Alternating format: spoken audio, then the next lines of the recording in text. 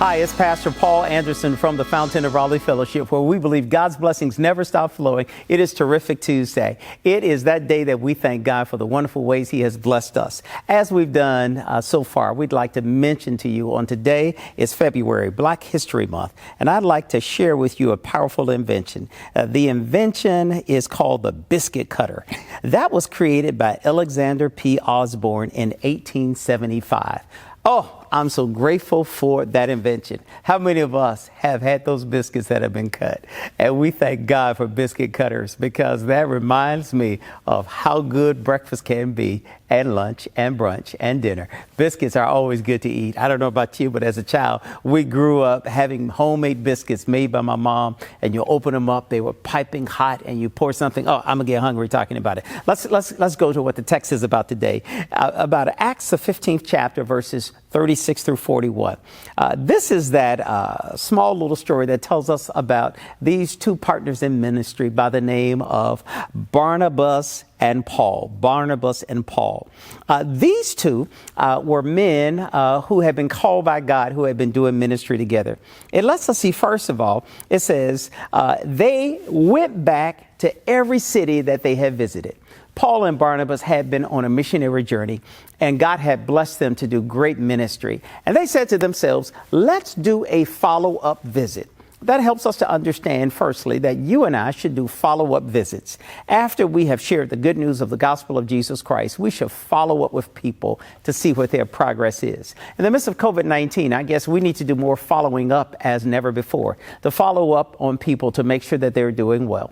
So what happens in this text is not only did they decide they will follow up all the places where they had previously preached, but secondly, as they were doing this, they said, let's not only go and visit the cities, but let's check on each believer. You see, the numbers had grown. The church was growing. Paul and Barnabas were doing a great work in ministry, and God had blessed them because they showed them teamwork and cohesiveness together. And for this reason, they knew everything would be good. And so notice what happens. It says that Barnabas agreed with Saul, let's go do it. With Paul, let's go do this. But he wanted to take John Mark with them. And so Paul had a little bit of a challenge with John Mark, because the last time John Mark just skated on Paul. He wasn't willing to take him back. And so now Paul and Barnabas now have what we might call friction. It's amazing that you and I have to understand that even when God calls us to do something, there are always personalities. And friction sometimes can be a wonderful thing. Have you ever noticed that when you rub two sticks together, friction, you get fire? Have you ever noticed that friction or force is one of the greatest things that cause many of us to grow? Because whenever you have a force and a force pushing against it, all of us know that that creates something great. Did you know that diamonds were created by friction? It is all the pressure that comes while it is buried underground.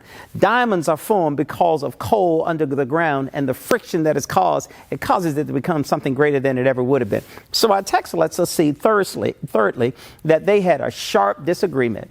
Now, you and I both know that people, the Bible says, as much as possible lieth within you, live peaceably with all men. It says as much as lieth within you, but that means there has to be two persons willing to do that. You know, there are always sharp disagreements when people can't always agree on the same thing. And it doesn't mean you just fight all out like quote unquote cats and dogs, but it means that sometimes it's time for separation. So Paul and Barnabas separated. So we find out that John Mark went with Barnabas, and Paul took Silas with him. And so now, as they decided to go their separate ways, God did something powerful. These two evangelists had a more powerful ministry than ever before, not because they were together, but because they had now multiplied the work that they were doing together. It is now twice as what it would have been. So they now have an opportunity to fourthly see what happens is they mentor these new understudies who would be with them. It lets us see and helps us understand that even in the biblical text, sometimes people have to distance themselves from others.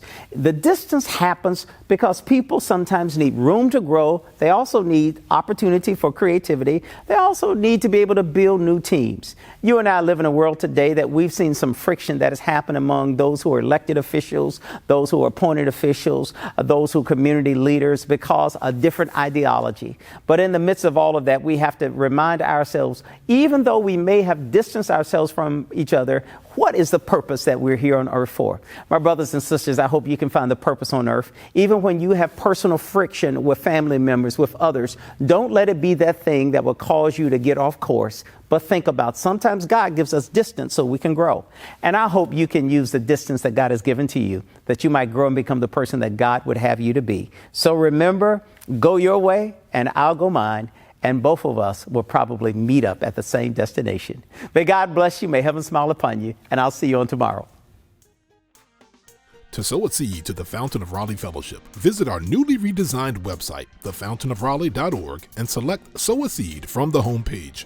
Also, giving has been made easier with the new Fountain of Raleigh app, available now in the Apple App Store and Google Play Store. Download today, select Giving from the main menu, and then follow the directions to complete your giving through Subsplash. Thank you so very much for all of your gifts and donations that you've given to the Fountain of Raleigh Fellowship. We thank you for what you've done in the past, what you're currently doing, and what you will do in the future. Your gifts and donations helps us to spread the gospel of Jesus Christ, not only locally, but throughout the world. Thank you again for your gifts, and may God continue to richly bless you. It is here at the Fountain that we believe that we are exceedingly and abundantly blessed, and may you receive those blessings that God has in store for you.